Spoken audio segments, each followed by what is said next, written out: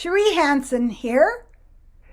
I felt called upon today to talk about the gifts of having a violent, turbulent, abusive childhood. I thought about all those war movies. You see the war movies where, the new troops are in their unstained uniforms and they're just walking around like ducks, quack, quack, quack, quack. And the veteran is back there conserving his energy or her energy.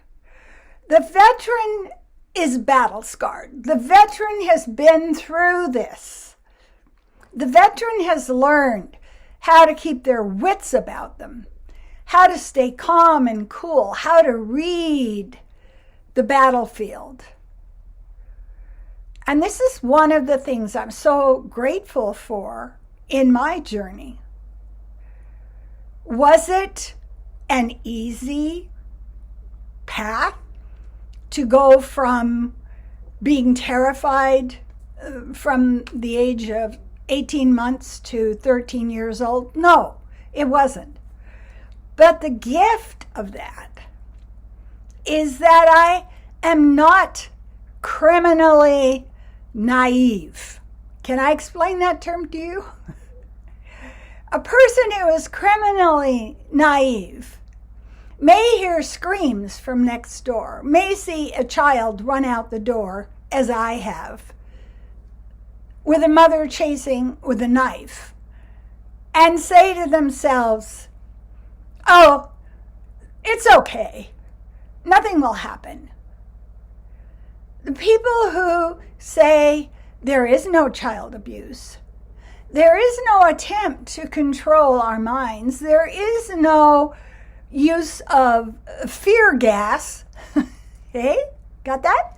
There is no use of fear gas that is shutting us down, our prefrontal lobes, which are wise, which are parent mind cells that can stand back and assess something and ask the question, is this a good thought to have? Is this a good action to take? How does this serve the world? How does this serve my higher self? How does this serve my own growth?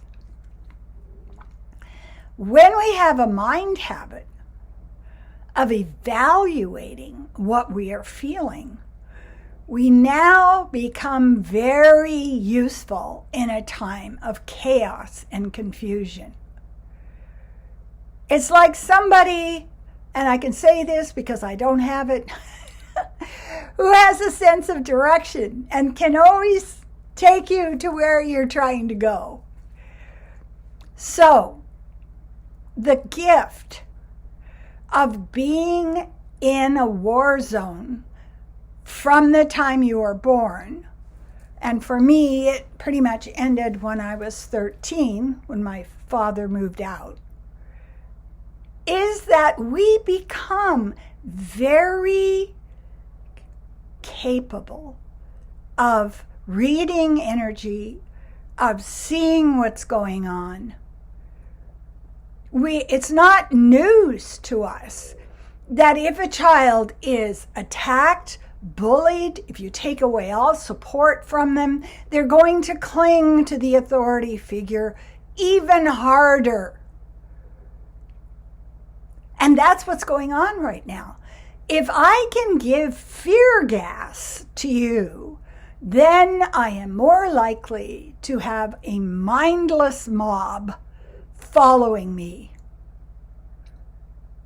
And our job in our own lives is, how do I take care of myself? How do I teach myself how to love? How do I teach myself to hold compassion? How do I teach myself to not let some bully monster energy outside of me make me into what they want me to be? And we do that with mindfulness. We do that with meditation. We do that with breath work.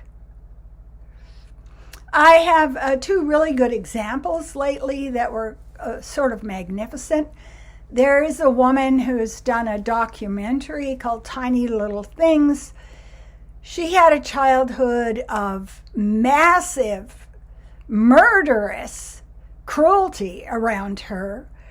And what did she do with that? She didn't go out into the world being a victim. She didn't go out into the world asking somebody to kiss her trauma and make it better. She decided to save hummingbirds because she was now attuned to noticing. A person who has been abused from a young age is very good at noticing things. So she noticed hummingbirds who had fallen and who were injured. And so she dedicated her life from the time she quit teaching to saving hummingbirds. Joan Baez had an interview where she talked about the almost unbelievable torment she went through in her childhood, which caused her to form alternative personalities. So, one person took so much abuse, but then this other personality took, so you divide it up so it isn't so crushing. But she used it to make herself into a beautiful artist, both with music and with art. So we can ask ourselves, what are the gifts that my experience of my childhood has given me?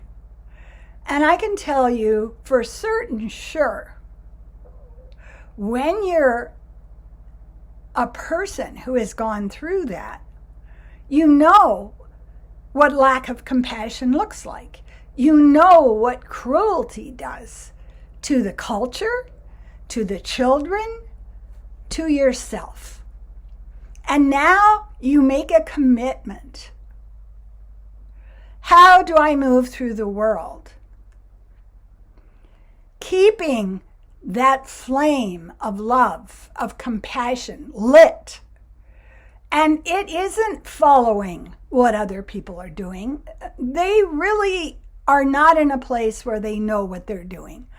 I think of it like, they used to have those little metal wind-up toys. Only what we've got right now is the little metal wind-up toy is going,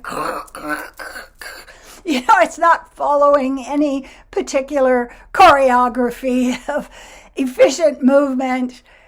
And I thought to myself, I'm reading so much history right now. In 1162, 1163, peasants went through incredible trauma. Kings would be monstrous. They would be cruel. It's almost like they were just trying to kill the peasants.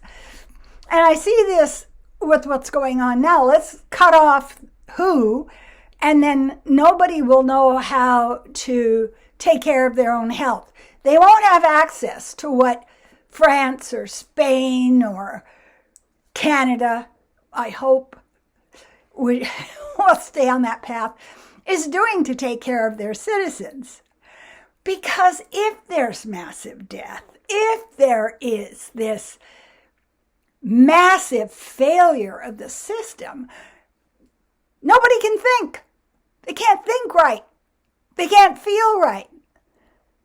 They can't love themselves. They feel abandoned. So here is when we move in and we can see our wounded child. We can see how our pain habit, our neurological pain habit in our neurons is causing us to lose our own higher self. And so the peasants, who were very hardened, who were used to going through insanity after insanity, just grew a bunch of turnips, filled the cellar, and started weaving warm blankets. What can I do about this? You can take care of your body. That's the wisdom. What can I do about this? You can keep yourself on the path of love and compassion. And hope in a world like it is today is a vote for a better world. It isn't weak.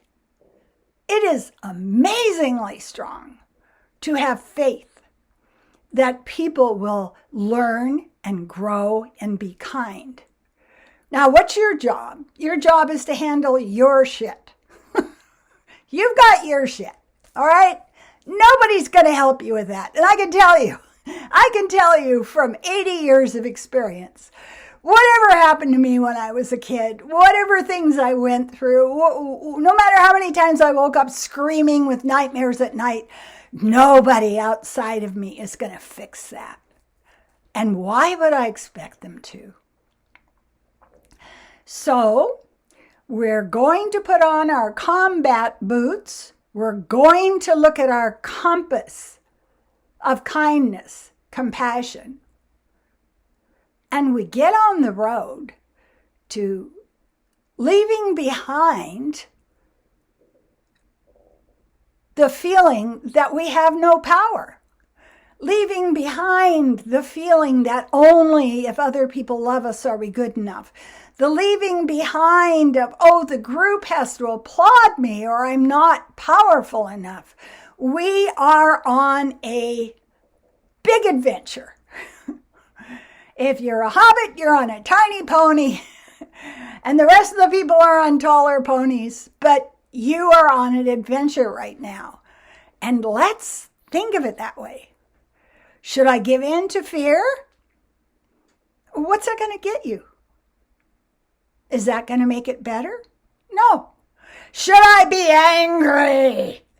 Because the best thing for a failed army is just to be lobbing cannonballs and fire arrows into the hillside with no plan and no strategy. I'm so angry, I'm sure to be victorious. No, your IQ has been lowered and you're going to be doing some really dumb shit. I don't want to lose my IQ. I really love learning. I think if I can protect my body, I can protect my ability to love, and I can protect my IQ. That's victory enough right now. Look around for your turnips. Weave some blankets and decide who you are. It's a challenge, but we can rise to it, each of us separately on our own, healing ourselves. Thank you for subscribing. If you haven't, please do. Also, thank you for the lovely comments, for sharing my video. There are other people who don't understand how the manipulation, how the puppet masters pull our strings. They don't understand how you can get out of fear and trauma and hopelessness.